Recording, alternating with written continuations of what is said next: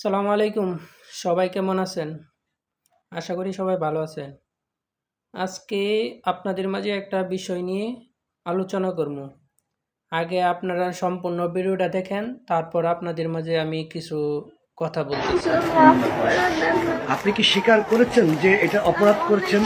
হ্যাঁ, আপনি কি ভবিষ্যতে এ ধরনের অন্যায় আর করবেন? না কখনোই করবো না স্যার। আমি সত্যি বলছি স্যার, কখনো করবো না। অনেক বড় অপরাধ, প্রতারণা করছি স্যার।